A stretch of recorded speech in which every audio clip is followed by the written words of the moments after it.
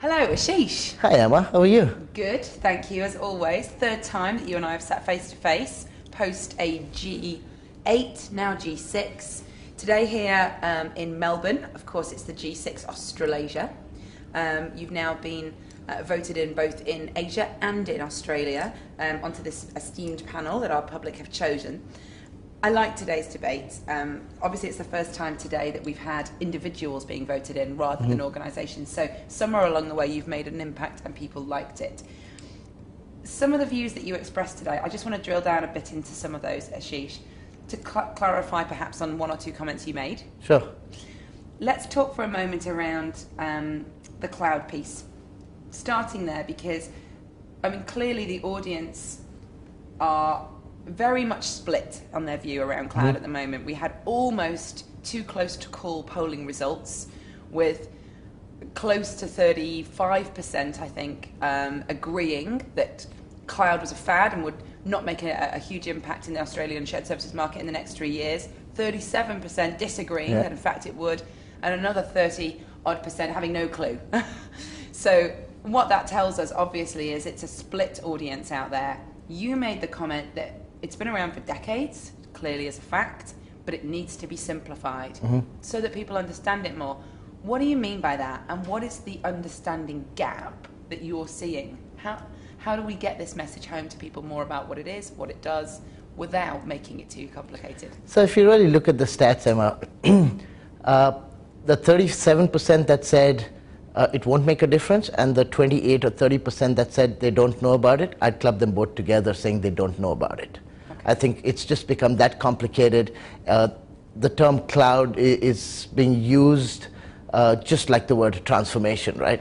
Overused, not really underexplained, exactly, and nobody really understands what the cloud really means. I mean, it's literally like you're putting people out there into this fluffy white piece of cotton and saying it's the cloud. Right? So summarize it for me. Give me 2 sentences that tell me everything I need to know about why cloud really is going to have an impact in shared services. It absolutely is, because what it's going to do is it's going to let mid-tier organizations and small organizations have access to best-in-class technology.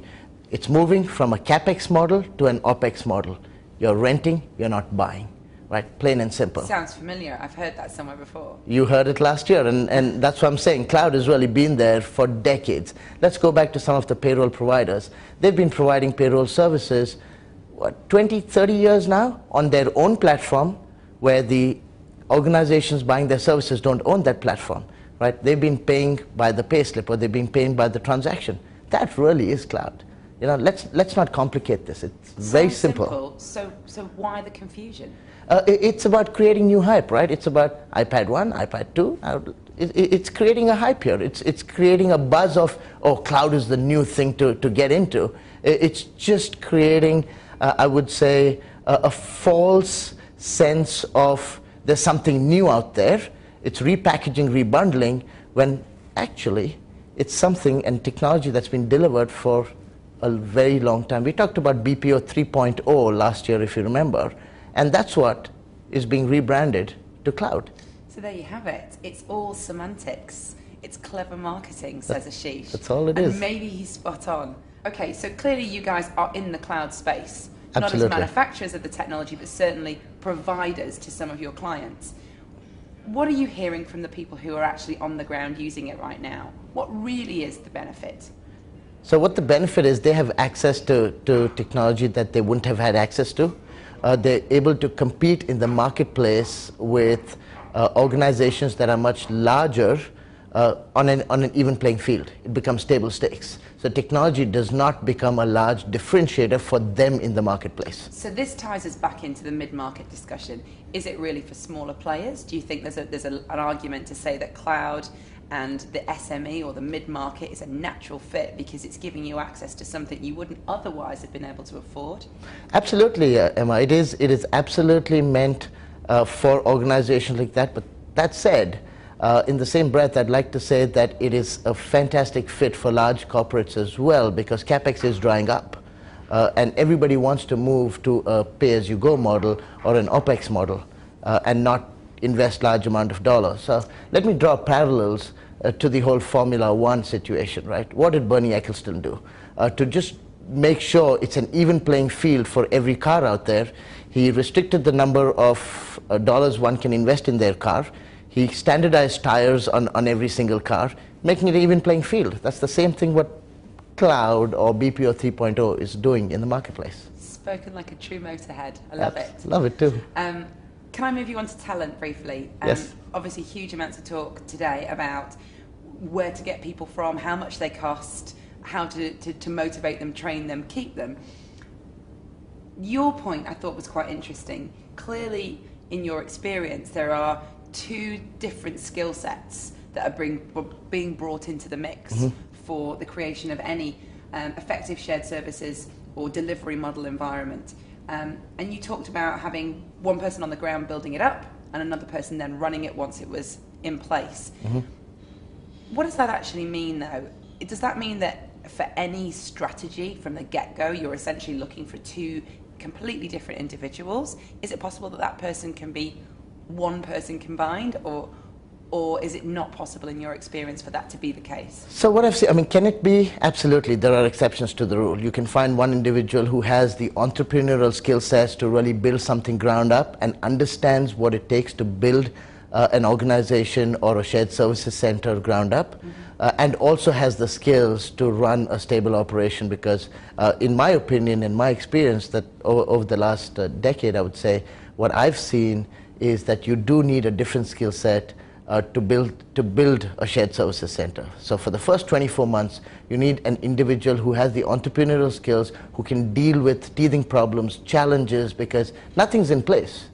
He or she has to put things into place. This is a troubleshooter. Absolutely. This is the person who is, hustling on the ground, getting your approvals from the government, getting infrastructure sorted out, going and finding recruitment channels, building relationships with universities to get the right talent in, looking at how he can build a strong foundation, or she, who can build a strong foundation that you can build not just 5 or 10 floors, but 50 floors on top of that.